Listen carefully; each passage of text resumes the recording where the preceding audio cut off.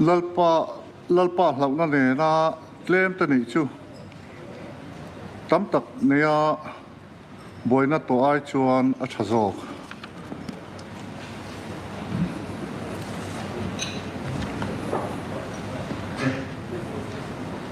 tukin chu thule hakan nei deuh teang tun sai house proceedings chung chang hian a thalo zong in sei hlo to viu maya tlang kam ti le social media lama house chunga member te conduct in soi borban a hlo to deuh anga ngai thei le speaker po house control thatok lo sui om don ta fo mai hi alung sia thak ka ti le a tun ma zongin he house in rel bol dan hian fak a hlo thinin a thang moi hle thin india rama chuan trafilor lak anga soi kan ni thin ani house proceedings hi tv le social media lama live effect chua ani nu hian vai ho ti dan kan en ton ta mo ti mai turin member ding lai ti boy sim du wanga lo au boy te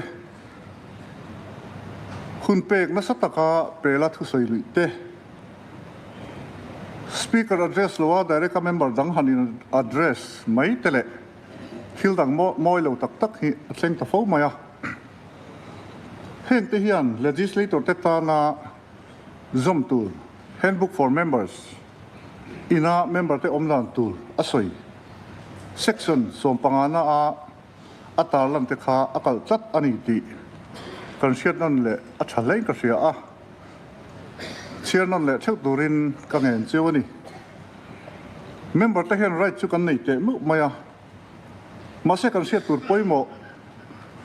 leu chu hang right te hian responsibility akeng tel ti hiani right kan nei ti wanga mani mo purna thei hil thaka house chunga sapatal hi arem lo mai ba ka he house le mi pui zalo na lian takani house chunga member te conductor ka be sei dan le house om na ken ko tura malak katum dan hi ka maiden speech ba ka session tin de thwa hian ka sei thina ma se ben kon a hlo lem lo hleng ka sia ka han soi tak member te conduct du om lo tak te khan he house dan le kalphung anga alo nei akal mai ba ka session hun chung atirin officials le mi pui te tan har san na siam fo thin ani he tiang ani ta ka chuan he house zom na tuai thar le wong him turin an hnuai miang hian malak a thain ka seta a member te point min remti pui ka be se ani a pui mo ma saber nia ka siat chu member 10 kan soya hun pek kan bo pel na sal tuk thin hi ni member te hun man za tur hi ka ron ma sa thlap thin chewa kan pom tlan ang hun bituk kan ni a tun mai a hi hian ngai pui mo a hlo lo hle ni ti chu mitin siat ani a member te na kan nem ti tlan ang time limit kan siam zom du lo member kanom ta fo mai hi address tu le a ka sia ta wangin hetiang hian malak ni se ka ti ni tun china chu warning bell le kan hun top final bell ari nuwa member ding lai te na thu soi kal lai lak lo flow ti boy thei o ma wangin minute ni kanin hak anga chumi nuwa a thu soi ti topa a thu mai lo ni chuan kha member kha a mic helama train kan off sak to don ani member 10 kan right anga thu kan soi hian hun pek kan ni chunga kan soi zo hi kan responsibility ani adut le chuan member pakhatin phalna muwa thu ka soi line member dang 10 kan ti boy fo chin chung chang hi ni thu soi tura member ka kowin thu soi laya member dangin thu soi thei lek lawa kan lo ti boy chin hian house dan akal ani ti hriat na thal hle mai hetiang thila sen hian kha member thu sai lai right kha ati boy tu khan abo chiat sak ti nani house ro rel na huna tu lova khoral ania tu lova sum hun le tha sen na mai ania ramta na kan buat sai na ati boy chin bok ani point mo clarify tura hanzo lok ang te hi chu thil om lo po ani lowa ma se member thu sai lai ti boy sim tum ni om taka a sai lai lo din sek hi thil chu lo le chalo tak ani hetiang hi kan vu zel ani chuan vairam ang maya rorel hlei theilowa kani chu mayang ti sa om ta khop mai chuwang chuan heng thil hi a thleng le ni chuan member thu sei lai ti boy zong member run tong chuak tu mai kha helmatangin offsak an ni to bakang adon le chuan how chunga member 10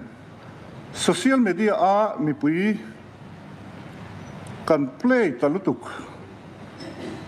niom taka hanset vel chungchanga hian member karon du chewa house proceedings live a telecast ani tak le an nu lama member te chat dan video en theya om ta ka wanga member 10 namdang legislator te ti dan entonin mi pui mua in ti lar le mi pui min tum na tong kam tui tam kan tum tak luata hian house dan kan bo pel thin ni in soi ni ta fo maya hey su just to hian member 10 eng tiam malak nge thakan ti house proceedings live broadcast chin hi kan ti top ri mai don em niang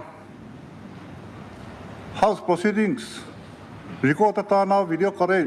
coverage hi chun zom thawin live telecast bi hi ti top mai ni se thakan tiam hei hi chu em lo tu ra ngai ta ila ka ti soi ti fiana tan thil seng pani khat han soi taila zum khat kha kan member zom tak pakhatin ngam tla ka ming te pal lam ri taila member zom tak khan punguna pusing walen chunga member zom tak zunram thiar an lut mek nena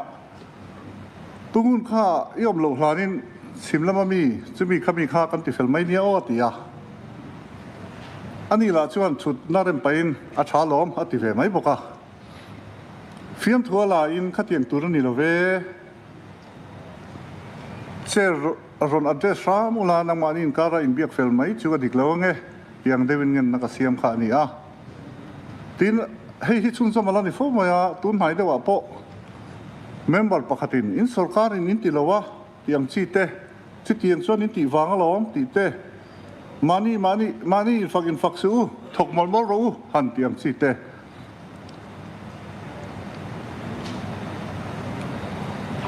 khang in han ti chong kam hi manglo shamila